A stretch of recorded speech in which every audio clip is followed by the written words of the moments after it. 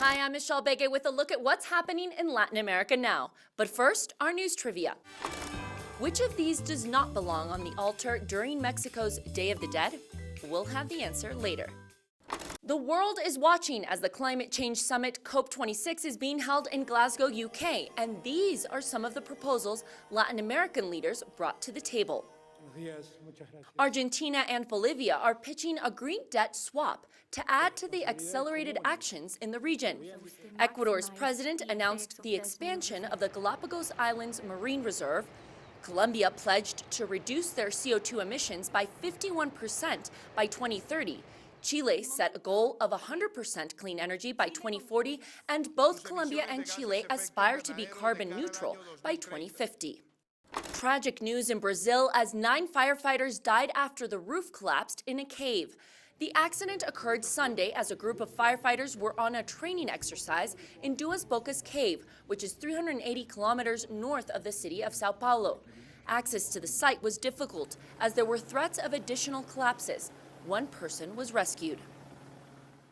Nicaragua's presidential elections take place this week on November 7th.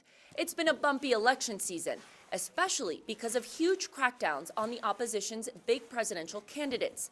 President Daniel Ortega, who ruled the country from 1979 to 1990, is running for a 4th consecutive term. And without a lot of candidates to choose from, many say he is sure to win. The International Criminal Court decided to drop preliminary investigations into human rights violations in Colombia. The cases pertain to the country's more than 50 years of armed conflict. The prosecutor of the ICC, Karim Khan, said it will leave investigations to be handled by domestic institutions. He also praised the country for living up to its international obligations to prosecute the crimes. Now let's check in with my colleague Joel Richards, who has more on celebrations surrounding soccer idol Maradona's life. Last Saturday marked the first October the 30th without the legend, the icon, Diego Armando Maradona, whose death shocked the world last November. Many questions still remain over the causes of his death, and there is an ongoing trial over the care given to the football legend in his final weeks and final days. But on what would have been his 61st birthday, it was all about the tributes to a simply unique man who, with all his contradictions off the pitch, meant and will always mean so much to so many people, not only in Argentina, but around the world, for what he did on the pitch as a player. Amongst the numerous celebrations and tributes, Argentina's league matches stopped on the 10-minute mark to chant his name. A fictionalised TV series about his life has just been released, and a 13-metre monument was unveiled to the south of Buenos Aires for the man who will always be the number 10, El 10. And now let's look at what stories we're following for next week. First, South America's governing body for football, known by its acronym CONMEBOL, continues to take a stand. It rejects FIFA's proposition to hold the World Cup every 2 years instead of every 4 years. The organization says it finds no beneficial reason to make the change. We'll have to see what FIFA decides.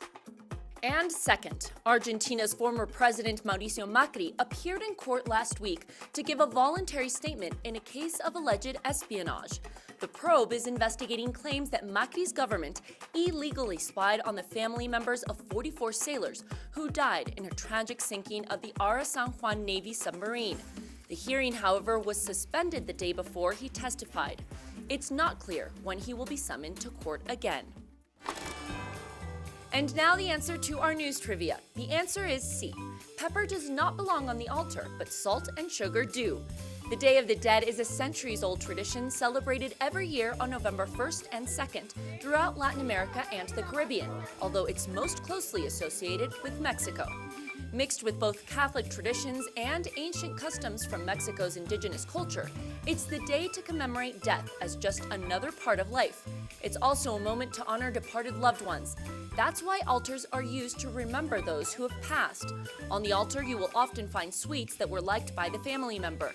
And salt is believed to help protect the body during its journey from the world of the living to the realm of the dead. And that's it for this week. We'll see you again soon on Latin America Now.